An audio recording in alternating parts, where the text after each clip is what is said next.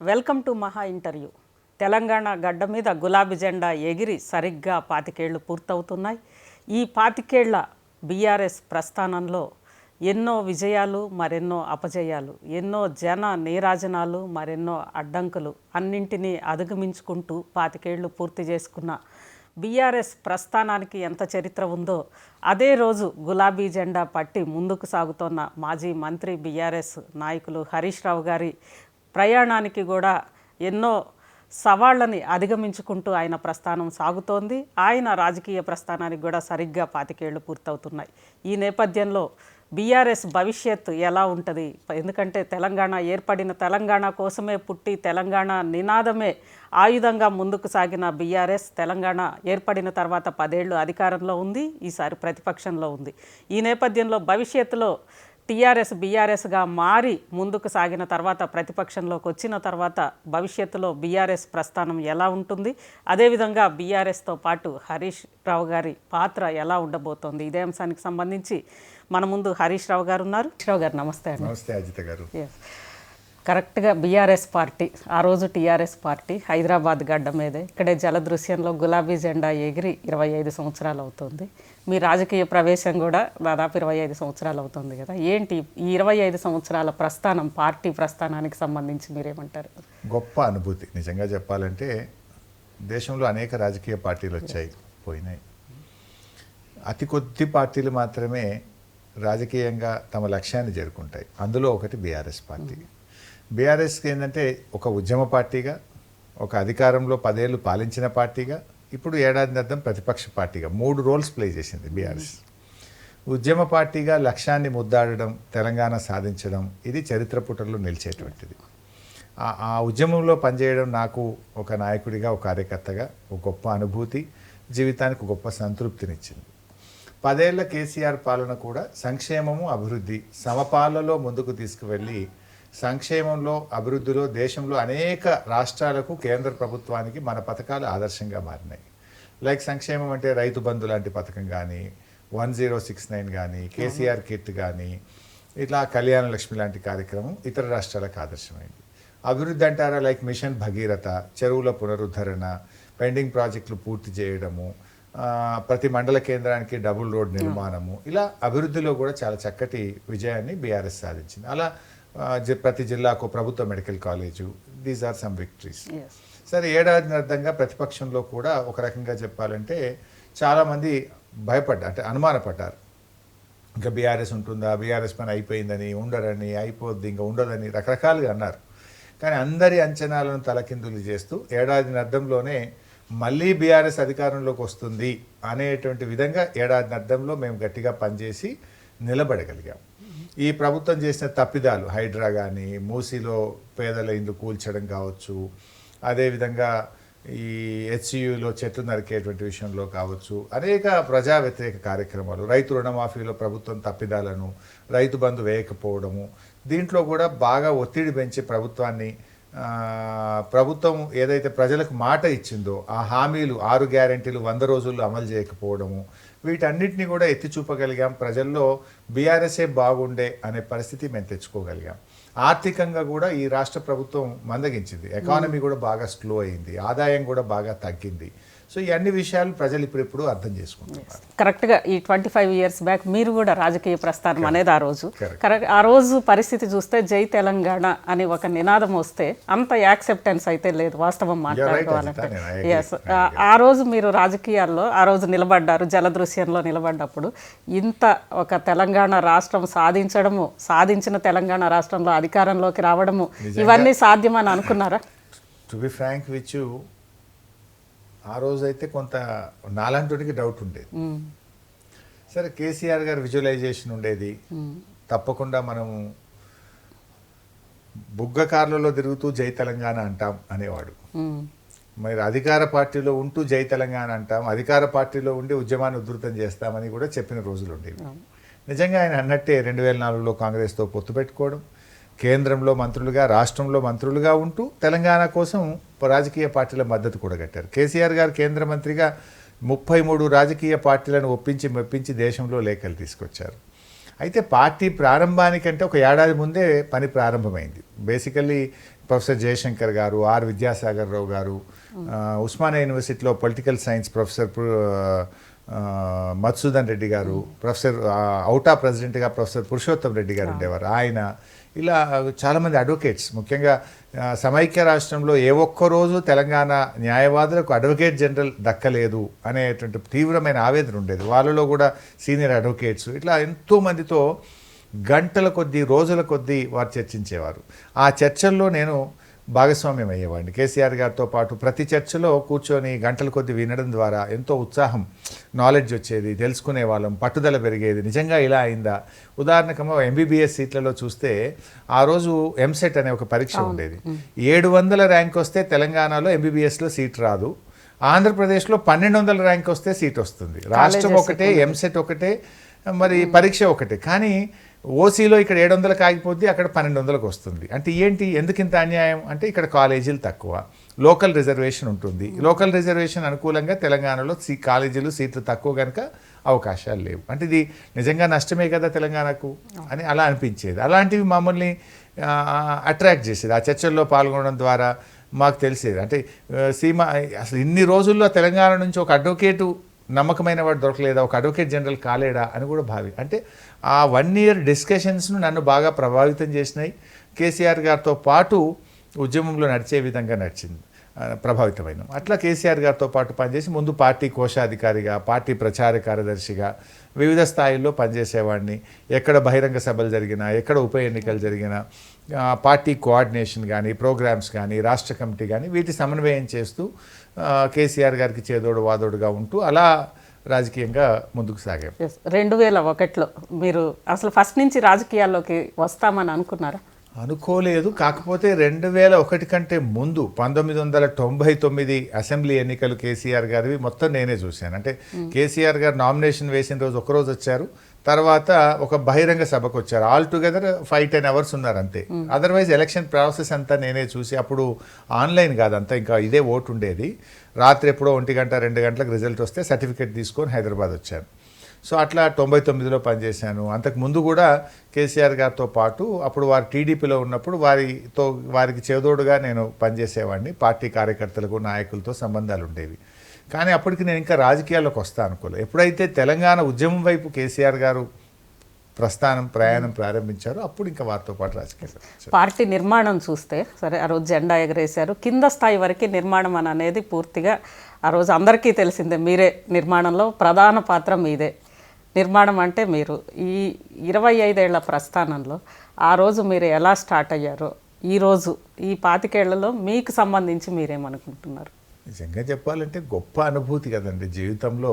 సరే, పదవులు వస్తాయి పోతాయి, కానీ తెలంగాణ ఉద్యమంలో ఒక క్రియాశీల పాత్ర పోషించి రాష్ట్ర సాధనలో పాల్గొనడం ఎన్నో గొప్ప, అంటే ఏమంటాము, కొంత బాధ కలిగేవి కావచ్చు, ఉద్వేగపూర్వమైనటువంటివి కావచ్చు. మిలియన్ మార్చ్, ఆ రోజు బోట్లో మేము ట్యాంక్ బండ్ ఎక్కి మిలియన్ మార్చ్లో పాల్గొనడం, సాగరహారంలో పాల్గొనడం, యాదిరెడ్డి ఢిల్లీలో చనిపోయినప్పుడు మేము అక్కడికి వెళ్ళి ఆ శవాన్ని తీసుకురావడానికి పడిన ఉద్వేగమైనటువంటి పరిస్థితులు కావచ్చు, ఇషాంత్ రెడ్డి ఉస్మానియా యూనివర్సిటీలో చనిపోయినప్పుడు కానీ, యాదయ్య చనిపోయినప్పుడు కానీ, శ్రీకాంతాచారి చనిపోయినప్పుడు చాలా బాధ కలిగేది. ఆ శవాలను మేము పాడెమోసేవాళ్ళం. అదొక లాంటి ఉద్వేగమైనటువంటి పరిస్థితులు, బాధ కలిగినటువంటి పరిస్థితులు. అంటే ఇవన్నీ కూడా చూసాం. రాజీనామాలు, అసలు కేసీఆర్ గారు ఈ ఉద్యమ విజయంలో ఆయన 3 వ్యూహాలు బాగా నాకు నచ్చాయి, నిజంగా బాగా ప్రభావితం చేసినాయి. ఒకటి, పదే రాజీనామాలు చేయడం. రాజీనామాల ద్వారా రాజకీయ పార్టీల మీద ఒత్తిడి పెరిగి తప్పనిసరి పరిస్థితుల్లో జై తెలంగాణ అనాల్సి వచ్చేది. అంటే రాజీనామా దేనికోసం? తెలంగాణ కోసం రాజీనామా. ఉప ఎన్నిక ఎందుకు వచ్చింది? తెలంగాణ కోసం వచ్చింది. సో తెలంగాణ కోసం జరిగే ఉప ఎన్నికల్లో పోటీ చేస్తున్న కాంగ్రెసో, తెలుగుదేశమో, సిపిఐఓ, సిపిఎంఓ ఆ అంశం మాట్లాడకుండా రాజకీయం లేదు. So under compulsion they used to talk about Telangana. At least అనుకూలమని చెప్పకపోయినా మేము తెలంగాణకు వ్యతిరేకం కాదని చెప్పాల్సిన పరిస్థితి వచ్చి, అలా రాజకీయ పార్టీలను క్రమక్రమంగా ఒత్తిడిలో తెచ్చి తెలంగాణకు అనుకూలంగా రాజకీయ వ్యవస్థను మార్చడం. 2, భారీ బహిరంగ సభలు.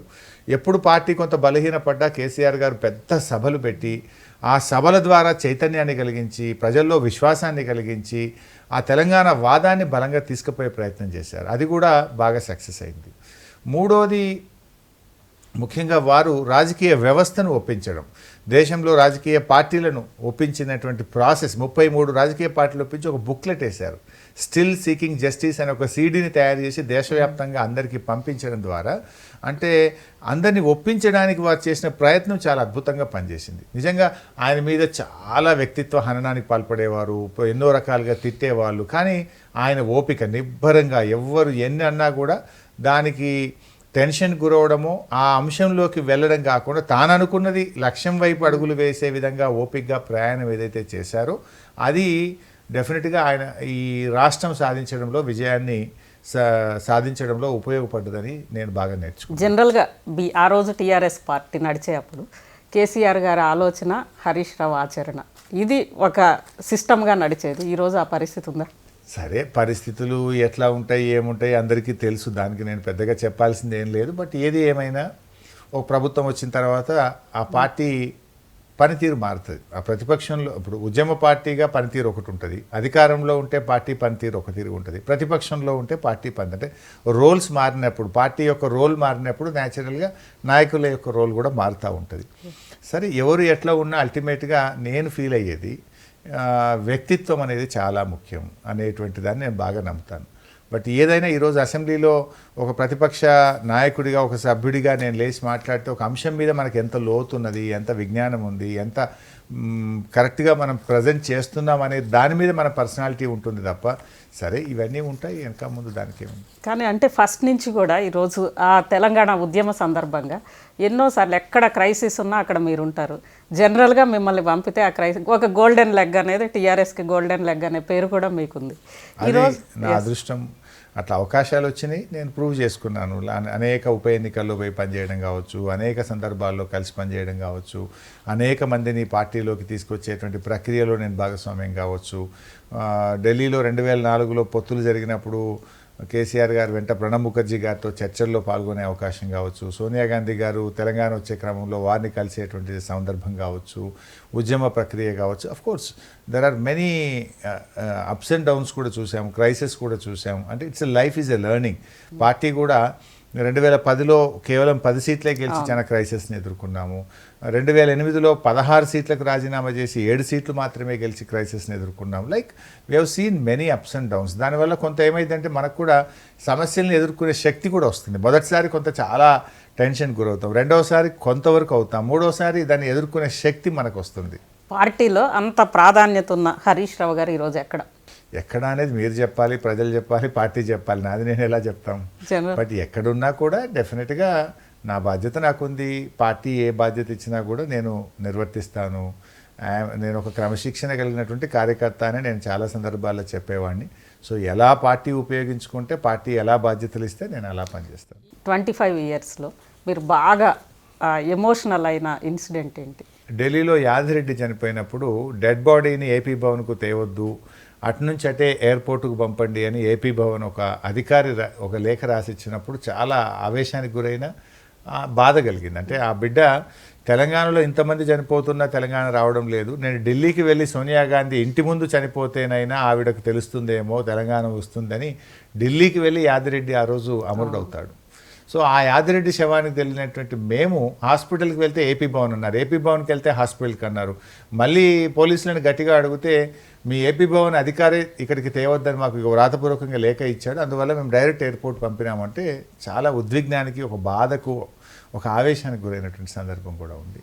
చాలా సందర్భాల్లో అంటే పిల్లలు చనిపోతున్నప్పుడు బాగా టెన్షన్ ఉండేది. మిలియన్ మార్చ్లో పాల్గొన్నప్పుడు ఆ రోజు పోలీస్ వ్యాన్లో నుంచి దూకి మోటార్ సైకిల్ మీద ఎక్కి నెక్లెస్ రోడ్ చేరుకొని పెడల్ బోట్ ఎక్కి, నాకు ఈత కూడా రాదు, ఆ పెడల్ బోట్లో అంటే ఆ టెన్షన్ అంతే, అట్లా వెళ్ళే వాళ్ళము. చాలా సందర్భాల్లో రిస్క్ ఉండేది. కొన్ని సందర్భాల్లో డీసీఎం వ్యాన్ నుంచి కూడా శవయాత్రలు జరిగేటప్పుడు పడిపోయినాం, కింద వరంగల్లో ఒకసారి పడిపోయాం. సో కానీ ఆ టెన్షన్లో, అంటే టెన్షన్ కంటే కూడా ఆ ఉద్యమ స్పిరిట్లో అవేవి మేము లెక్క చేసేవాళ్ళం కాదు. మేము కొన్ని సందర్భాల్లో మా ఆరోగ్యాన్ని, మా లైఫ్ని కూడా లెక్క చేయకుండా పనిచేసాం. అంటే ఎంతోమంది ప్రాణత్యాగం చేస్తుంటే మా లైఫ్ కూడా ఒక లెక్కన అనిపించేది. మీరు బాగా చాలా అంటే సంతృప్తిగా ఫీల్ అయిన ఇన్సిడెంట్ అంశాలు. ఒకటి, డిసెంబర్ 9 నాడు చిదంబరం గారు ఢిల్లీ నుంచి ప్రకటన చేయడం బాగా గొప్ప ఆనందాన్ని ఇచ్చింది. తర్వాత పార్లమెంట్లో బిల్లు ఎప్పుడైతే కురియన్ గారు రాజ్యసభలో ద బిల్ ఈజ్ పాస్డ్ అన్నప్పుడు అది మధురమైనటువంటి క్షణం. ఆ రెండు నిజంగా జీవితంలో చాలా గొప్ప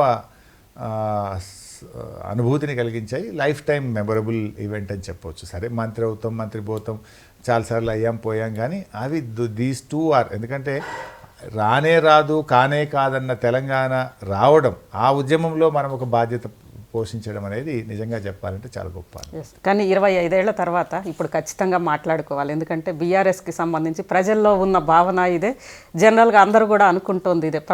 బీఆర్ఎస్కి ఈరోజు ప్రధానమైన ఛాలెంజ్ అధికార పార్టీనో ఇంకొకటో కాదు, ఫ్యామిలీకి సంబంధించి. ఇటు హరీష్ రావు గారు, కేటీఆర్ గారి మధ్యలో ఉన్న విభేదాల వల్లే గతంలో కూడా అధికారం కోల్పోయింది అని అనేది ఒక భావన. ఇప్పటికి కూడా ఆ విభేదాలు, మధ్యలో కవిత గారు, మొత్తం ఈ 3 గ్రూపుల వల్లే అసలు పార్టీ అనేది భవిష్యత్తు ఎలా అనే ఒక భావన ఉంది. మమ్మల్ని నేరుగా ఎదుర్కోలేనటువంటి వాళ్ళు ఇలాంటి ప్రచారం చేస్తుంటారు. ఇప్పుడు మమ్మల్ని ఫ్యామిలీ అన్నారు, ఉద్యమంలో పనిచేసినప్పుడు ఫ్యామిలీ ఎక్కడుంది? అసలు తెలంగాణ వస్తుందో రాదో తెలియదు, తెలంగాణ వస్తే బీఆర్ఎస్ ప్రభుత్వం వస్తుందో రాదో తెలియదు. అది ఎవరికి ఆ రోజుల్లో అసలు నమ్మకం కూడా లేదు. ఏమీ తెలియన్నాడు మేము ఆ రోజు ఉద్యమంలో పాల్గొని ఈ ఉద్యమంలో మేము పనిచేసినప్పుడు ఆ రోజు మమ్మల్ని ఎవరూ ఫ్యామిలీ అనలేదు. ప్రభుత్వంలోకి వచ్చిన తర్వాత స్టార్ట్ చేశారు. ఇప్పుడు మీరు విభేదాలు అంటే అసలు మాకు విభేదాలే లేవు. విభేదాలు ఉండాల్సిన అవసరం ఏంటి? విభేదాలు దేనికోసం ఉండాలి? మా నాయకుడు, అందరికీ నాయకుడు కేసీఆరే. కేసీఆర్ రేపు కాబోయే ముఖ్యమంత్రి కూడా కేసీఆర్ గారే. మేమందరం కూడా ఆయన నాయకత్వంలో పనిచేయాల్సిందే, ఆయన డైరెక్షన్లో పనిచేయాల్సిందే తప్ప ఎవరో కొద్దిమంది సృష్టించేటువంటి దాన్ని ఎవరు నమ్మాల్సినటువంటి అవసరం లేదు. ఏది ఏమైనా తప్పకుండా ఈ రాష్ట్రం కోసం, ఈ రాష్ట్ర ప్రజల కోసం, ఈ రాష్ట్ర మంచి కోసం బీఆర్ఎస్ పార్టీ పనిచేస్తుంది తప్ప ఇక్కడ వ్యక్తిగతమైనటువంటి దానికి అవకాశం లేదు. కానీ కేసీఆర్ గారి ముందే పార్టీ ఓటమికి మీరు కారణం అంటే మీరు కారణం అని ఇద్దరు కూడా కొంత గొడవ పడ్డారు. హరీష్ రావు గారు, చర్చే జరగలేదు. అటువంటి గొడవ పడేటువంటి చర్చ కానీ అటువంటి అసలు కేసీఆర్ గారి ముందు గొడవ పడే పరిస్థితి ఉండదు. అటువంటి ఇది ఎప్పుడూ జరగలేదు. అదంతా కూడా రూమర్స్, సోషల్ మీడియాలో సృష్టించినటువంటి సృష్టి తప్ప అందులో ఈ వీసమెత్తు కూడా నిజం లేదు. కానీ పార్టీలో నేనే నెంబర్ 2 అని అనేది కవిత గారు ఈ మధ్యనే అన్నారు. అసలు పార్టీలో నెంబర్ 2 ఎవరు? హరీష్ రావు గారా, కేటీఆర్ గారా, కవిత గారా? There is no such discussion is there. Number 1. సరే, పార్టీ వర్కింగ్ ప్రెసిడెంట్గా డెఫినెట్గా కేసీఆర్ గారి తర్వాత కేటీఆర్ గారు ఈరోజు పార్టీ వర్కింగ్ ప్రెసిడెంట్గా ఉన్నారు. అఫీషియల్గా ఈజ్ ఇన్ పొజిషన్, అంతే తప్ప ఇంకెవరు ఉన్నారు? అటువంటి చర్చ కూడా ఎక్కడుంది? నెంబర్ 2 అనేటువంటి చర్చ లేదు కదా. పార్టీ పరంగా చూస్తే ప్రెసిడెంట్గా కేసీఆర్ గారు ఉన్నారు, వర్కింగ్ ప్రెసిడెంట్గా కేటీఆర్ గారు ఉన్నారు, అంతే తప్ప ఇంకెవరో నెంబర్ 2 అనో, నెంబర్ 3 అనో, నెంబర్ 4 అనేటువంటి చర్చలు పార్టీలో లేవు. ఎవరన్నా అది అనుకుంటే వారి వ్యక్తిగతంగా నిర్ణయమే తప్ప పార్టీ నిర్ణయం. అంటే బీఆర్ఎస్ ఈ గ్రూపుల వల్లే రేపు అధికారంలోకి వచ్చే పరిస్థితి ఉన్నా కానీ ఈ గ్రూపులే బీఆర్ఎస్ని నష్టం చేస్తాయి. కుటుంబాలు లేవు, గ్రూపులు ఉండాల్సిన అవసరమూ లేదు. మా లక్ష్యం ఈ రాష్ట్రం బాగుండాలంటే ఈ రాష్ట్ర ప్రజలందరూ మళ్ళీ కేసీఆర్ రావాలని కోరుకుంటున్నారు. కేసీఆర్ గారిని ముఖ్యమంత్రి చేయడం కోసం అందరం కార్యకర్తలమే, అందరం నాయకులమే. కుటుంబము అనేది కాకుండా బీఆర్ఎస్లో ఉండే నాయకులందరూ మా కుటుంబ సభ్యులే, బీఆర్ఎస్ కార్యకర్తలందరూ మా కుటుంబ సభ్యులే. అందరం కలిసి పనిచేయాల్సిందే, కలిసి తిరిగి బీఆర్ఎస్ను అధికారంలో. ఇదే మెసేజ్ రేపు కేసీఆర్ గారు రజతోత్సవ సభలో ఇస్తారా? ఏమిస్తారో మీరు చూడండి. అది చాలా ఆసక్తి ఉంది. కేసీఆర్ గారు ఏం మాట్లాడతారనేటువంటి ఆసక్తి చాలా ఉంది. డెఫినెట్గా కేసీఆర్ ప్రయత్నం కూడా ఏముంటుంది, ఈ రాష్ట్రం బాగుండదు. ఎందుకంటే ఆయన చాలా కష్టపడి ప్రాణానికి తెగించి కేసీఆర్ తెలంగాణ తెచ్చిన తెలంగాణ బాగుండాలని కోరుకుంటారు. 10 ఏళ్లలో తన పాలనలో ఇలా అభివృద్ధిలో బాగా చేశాము. మేము చేసినటువంటి మిషన్ కాకతీయ, మిషన్ భగీరథ, హర్ ఘర్ కో జల్, ఇలా ఎన్నో కార్యక్రమాలు దేశానికి ఆదర్శమైనవి. కానీ దురదృష్టం, రేవంత్ రెడ్డి గారు ప్రభుత్వం వచ్చిన తర్వాత ఇలా రాష్ట్రంలో చాలామంది ఇబ్బంది పడుతున్నారు. వ్యాపారస్తులు కావచ్చు, కూలీలు కావచ్చు, రైతులు కావచ్చు, ఉద్యోగస్తులు కావచ్చు, అనేక వర్గాల ప్రజలు బాధపడుతున్నారు. ఎందుకంటే వాళ్ళ వృత్తి జరగడం లేదు. అసలు ఎక్కడికక్కడ స్తంభించిపోయింది. రియల్ ఎస్టేట్ కుప్పగూలిపోయింది. ఆటో డ్రైవర్ల నుంచి రియల్ ఎస్టేట్ బిల్డర్ల దాకా ఆత్మహత్యలు చేసుకునే పరిస్థితి ఉంది. రైతుల పరిస్థితి కూడా బాగాలేదు. అందువల్ల అందరూ కూడా ఆలోచిస్తున్నారు, అరే కేసీఆర్ గారు ఏం చేసినో మాకు తెలియదు, కానీ ఆయన కాలంలో ప్రభుత్వం బాగుండే, ప్రజలకు మంచి లా అండ్ ఆర్డర్ ఉంది, వ్యాపారాలు బాగా జరిగినాయి, అందరం బాగా బతికినాం, ఏడాది అర్థంలో ఇంత మార్పు ఏంది అని ప్రజలు కూడా బాధపడుతున్న పరిస్థితి ఉంది. అందువల్ల మేము అల్టిమేట్గా చేయాల్సింది ప్రజలకు మేలు జరగాలని ఆలోచించాలి తప్ప మా అధికారం మా కోసం కాదు, ప్రజల కోసం, ఈ రాష్ట్రం కోసం. కానీ రేవంత్ గవర్నమెంట్ని కూల్ చేయాలి అని చెప్పి రియల్ ఎస్టేట్ వాళ్ళు, అదేవిధంగా కాంట్రాక్టర్స్ వచ్చి మిమ్మల్ని అప్రోచ్ అవుతున్నారు అని అనేది మొన్న కొత్త ప్రభాకర్ రెడ్డి గారు మాట్లాడినారు. కానీ ప్రభాకర్ రెడ్డి గారు అనేది నేను టీవీలో పేపర్లో చూశాను.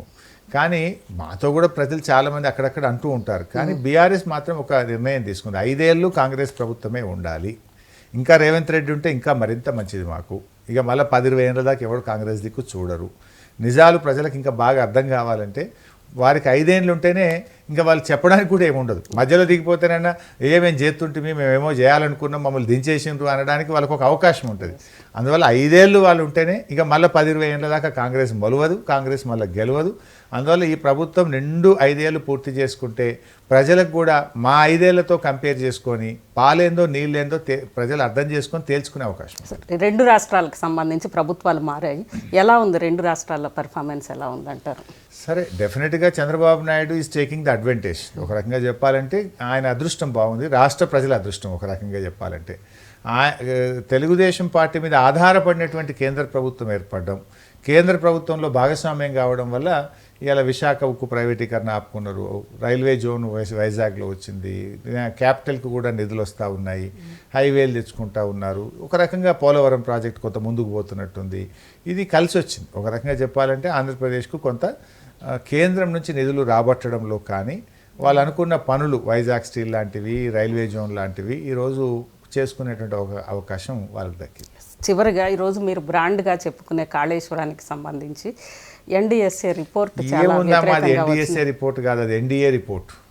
అది ఏమైందంటే సిబిఐ ఈడీ లాగా ఇది కూడా జేబు సంస్థ అయిపోయింది. మీరు గమనించండి, అసెంబ్లీ ఎన్నికల ముందు కరెక్ట్గా అసెంబ్లీ ఎన్నికల ముందేమో ప్రాథమిక నివేదిక ఇచ్చిండ్రు, పార్లమెంట్ ఎన్నికల ముందేమో మధ్యంతర నివేదిక ఇచ్చిండ్రు, ఇవాళ మా సిల్వర్ జూబ్లీ ఉంటే 3 రోజుల ముంగట ఫైనల్ తుది నివేదిక ఇచ్చింది. ఇది అంతే రాజకీయంగా జరుగుతున్నట్టు కనబడుతుంది. ఇదే ఎన్డీఎస్ఏ కట్టిన పోలవరంలో డయాఫ్రేమ్ వాళ్ళు కొట్టుకుపోయింది, రిటైనింగ్ వాళ్ళు కొట్టుకుపోయింది, దాదాపు 5-6 వేల కోట్ల రూపాయలు నష్టం జరిగింది. మరి ఆడికి ఎందుకు ఎన్డీఎస్ఏ పోలేదు, ఏ రిపోర్టు ఎందుకో ఇయ్యలే? ఇక్కడనేమో ప్రాథమిక మధ్యంతర తుది నివేదికల మీద నివేదికలు, అది కూడా ఎలక్షన్ల ముందు ఇస్తుంటారు తాపుకోసారి. మరి ఆడెందుకు ఇయ్యలే రిపోర్టు? ఇవాళ 9,500 కోట్లతో పూర్తి కావాల్సిన పోలవరం 95,000 కోట్లు అయింది. ఆ నిర్లక్ష్యానికి ఇదే ఎన్డీఎస్ఏ కారణం కదా, అది నేషనల్ ప్రాజెక్ట్ కదా, ఇదే ఎన్డీఎస్ఏ ఇదే సిడబ్ల్యూసీ కట్టింది కదా. మరి 10 రెట్లు అక్కడ కాస్ట్ పెరిగింది, అక్కడ కూలిపోయింది. దానికి కారణం ఇదే ఎన్డీఎస్ఏ. ఇంత గొప్ప క్రెడిబిలిటీ ఉన్న సంస్థ ఎన్డీఎస్ఏ అయితే పోలవరంలో డయాఫ్రామ్ వేల ఎందుకు కూలింది, రిటైనింగ్ వాళ్ళు ఎందుకు కూలింది, 10 రెట్లు 95,000 కోట్లకు ఎందుకు పెరిగిందో సమాధానం చెప్పాలి కదా. అంటే ఇదంతా దురదృష్టవశాత్తు ఈ టెక్నికల్ సంస్థలు అవి కూడా రాజకీయాలకు లోబడి కావడం కరెక్ట్ కాదు. కాళేశ్వరం ప్రాజెక్ట్ అంటే 3 బ్యారేజీలు, అందులో 19 సబ్స్టేషన్లు, 21 పంప్ హౌజులు, 16 రిజర్వాయర్లు, 203 కిలోమీటర్ల టనలు, 98 కిలోమీటర్ల ప్రెషర్ పైప్ లైను, 1530 కిలోమీటర్ల గ్రావిటీ కెనాల్స్, ఇవన్నీ ఇంటాక్ట్ ఉన్నాయి. ఇవాళ హైదరాబాద్ మూసీకి మేము 20 టీఎంసీలు తెస్తా అని రేవంత్ రెడ్డి చెప్తుండు. మరి ఆ 20 టీఎంసీలు తెచ్చే మల్లన్న సాగర్ కాళేశ్వరంలో అంత భాగం కాదా? అక్కడ జరిగింది కేవలం 7వ బ్లాక్లో చిన్న లోపం జరిగింది. దాన్ని మరమ్మతు చేయించి మీరు నీళ్లు తెచ్చే అవకాశం ఉంది, తీసుకురండి, ప్రజలకు మేలు చేయండి. ఇవాళ కాంగ్రెస్ పార్టీ వచ్చిన తర్వాత ఎస్ఎల్బీసీ టనల్ కూలిపోయి 10 ప్రాణాలు పోయినాయి, వట్టెం పంప్ హౌస్ మునిగిపోయింది, పెద్దవాగు ప్రాజెక్టు కొట్టుకుపోయింది, సుంకిశాల ప్రాజెక్టు కుప్పగూలింది, 4 ఇన్సిడెంట్లు అయినాయి కదా. మరి అవన్నీ కూడా కాంగ్రెస్ ప్రభుత్వం కారణమా? అక్కడ మరి వెంటనే రెక్టిఫికేషన్ జరుగుతుంది కదా. బీఆర్ఎస్ మీద కోపం కొద్దీ ఈ 7th బ్లాక్ను మేడిగడ్డను రివైవ్ చేయకుండా ఆపితే ఇది రాష్ట్రానికి నష్టం, రాష్ట్ర ఆదాయం దెబ్బతింటుంది, రైతుల ఆదాయం దెబ్బతింటుంది, ప్రజలకు నష్టం జరుగుతుంది. ఈ ప్రభుత్వం రాజకీయాలకు అతీతంగా తక్షణమే మేడిగడ్డను పునరుద్ధరించి ప్రజలకు మేలు చేసే ప్రయత్నం చేయాలి. కానీ వీళ్ళు ఏం దుష్ప్రచారం చేసినారు, 1,00,000 కోట్లు మునిగిపోయిందని, మొత్తం నష్టం జరిగిందని. ఎక్కడ నష్టం జరిగింది? అది ఒక ప్రాజెక్టులో భాగంగా ఒక బ్లాక్ పోయింది, దాన్ని రిస్టోర్ చేయండి. ఇవాళ మీ హయాంలో 4 ప్రాజెక్టులు పోయినాయి కదా, అంత మాత్రమే ప్రాజెక్టులు మొత్తం ఆపేస్తారా? Harish Rao and BRS party ఈ రెండింటి మధ్య సంబంధాన్ని మీరు ఎలా చూస్తారు? అంటే పార్టీలో మీరు ఉన్నారు, అది కాదు. అంటే నా రాజకీయం స్టార్ట్ అయిందే బీఆర్ఎస్తోని, నా రాజకీయం బీఆర్ఎస్ ద్వారానే ఈ స్థాయికి నేను వచ్చాను. అందుకే చాలా సందర్భాల్లో కూడా చాలా ప్రశ్నలు వచ్చినప్పుడు కూడా నేను పదే చెప్పేది ఒకటే, నాకు వ్యక్తిత్వం ముఖ్యం, క్యారెక్టర్ ముఖ్యం. పార్టీలోనే ఉంటూ పార్టీ ద్వారానే పార్టీకి లోబడి పార్టీ ఆదేశాలను పాటిస్తూ పనిచేస్తానని నేను ఇప్పటివరకు ఎప్పుడైనా 25 ఏళ్ళుగా అదే చెప్పాను, ఇప్పుడు అదే చెప్పాను. చివరిగా ఒక్క క్వశ్చన్ కేసీఆర్ గారికి, సరే మీరు తండ్రితో సమానం, మేనమామైనా తండ్రితో సమానం, మీరే అన్నీగా ఉన్నారు కేసీఆర్ గారికి. ఈరోజు కేసీఆర్ గారికి మీకు మధ్యలో ఎలా ఉంది? ఎప్పుడూ ఉన్నట్టే ఇప్పుడు ఉన్నాను, ఎలాంటి తేడా ఉండదు. ఇవన్నీ లేనిపోని ఈ సోషల్ మీడియా సృష్టించేటువంటి దాన్ని ఎవరు పట్టించుకోవాల్సిన అవసరం లేదు. Right, thank you Harish Rao గారు. 25 ఏళ్ల బీఆర్ఎస్ ప్రస్థానం తనకి ఎన్నో నేర్పింది, ఎన్నో సవాళ్ళని అదేవిధంగా ఆటుపోట్లని ఎదుర్కొంటూ ఈరోజు ఈ పరిస్థితికి వచ్చాము. ఖచ్చితంగా బీఆర్ఎస్దే భవిష్యత్తు, తాను కూడా బీఆర్ఎస్తో పాటే తాను ప్రయాణం చేస్తాను అనేది హరీష్ రావు గారు అంటున్నారు. ఇది హరీష్ రావు గారితో మహా స్పెషల్ ఇంటర్వ్యూ.